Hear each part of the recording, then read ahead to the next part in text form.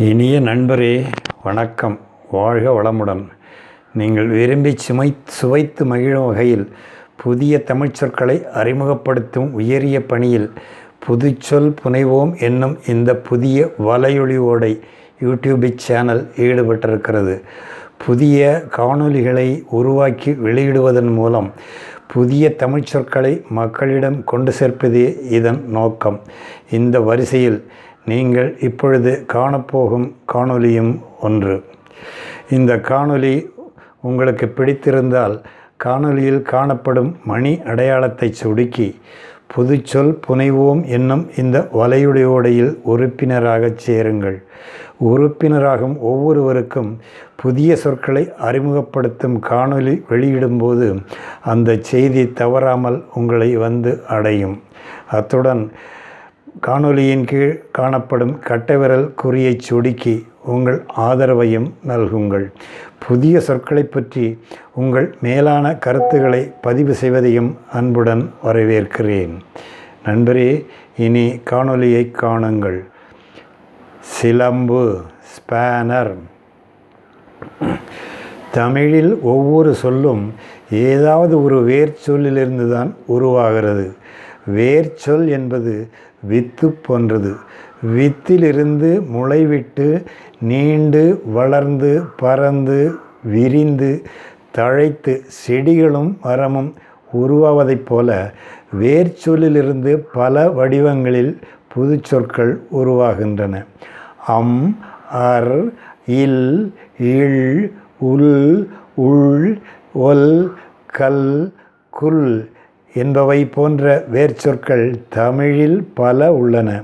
அவற்றுள் சுல் என்பதும் ஒன்று. சுல் என்னும் வேர்ச்சொல் வளைதற் கருத்தை உணர்த்தும்.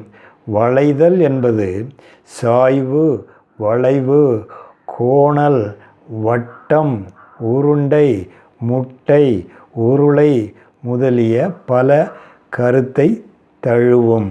ஆதாரம் தேவநேய பாவாணரின் வேர்ச்சொல் கட்டுரைகள். சுல், சுலவு, சுலவுதல் என்றால் சுற்றுதல் என்று பொருள். சுல், சுலாவு, சுலாவுதல் என்றால் சூழுதல் என்று பொருள். சுல், சில், சில்லு என்றால் வட்டமான துண்டு என்று பொருள். சுல், சில், சிலை, சிலை என்றால் வளைந்த வடிவமுள்ள வில். சுல், சில், சிலை, சிலை என்றால் வளைவு நெளிவான கற்சிலையை குறிக்கும். சுல், சில், சிலை, சிலம்பு. சிலம்பு என்றால் வட்டமான காலணி. சுல், சில், சிலை, சிலந்தி. சிலந்தி என்றால் வட்டமான நூல் வலை அமைக்கும் பூச்சி. சுல், சில், சிலை, சிலம்பம் வட்டமாக சுழற்றி ஆடப்படும் குச்சி விளையாட்டு. பணிமனைகளில், அதாவது என்ஜினியரிங் ஒர்க் ஷாப்ஸ் அல்லது ஊர்தி சீரகங்களில் ஆட்டோமொபைல் ஒர்க் ஷாப்ஸ் ஸ்பேனர் என்னும் கருவியை பார்த்திருப்பீர்கள். ஊன்றாணியின், அதாவது போல்ட், தலைப்பகுதியை அல்லது சுரை என்றால் நட்டு, வெளிச்சுற்றுப்பகுதியை இறுக கவி பிடிக்கச் செய்து வட்டமாக சுழற்றி இயக்கப்படுவதே ஸ்பேனர் ஆகும். ஸ்பேனர் வட்டமான திசையில் வலஞ்சுற்றாக கிளாக்வைஸ் இயக்கப்பட்டால் ஊன்றாணி முடுக்கப்பட்டு இறுக்கப்படும். இடஞ்சுற்றாக ஆன்டி கிளாக்வைஸ் இயக்கப்பட்டால் ஊன்றாணியின் இறுக்கம் தளர்ச்சி அடையும்.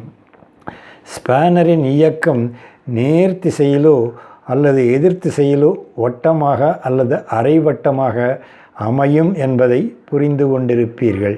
இவ்வாறு வட்டமாக சுழற்றி இயக்கப்படும் ஸ்பேனரை சிலம்பு என்று அழைத்தால் பொருத்தமாக இருக்கும் அல்லவா?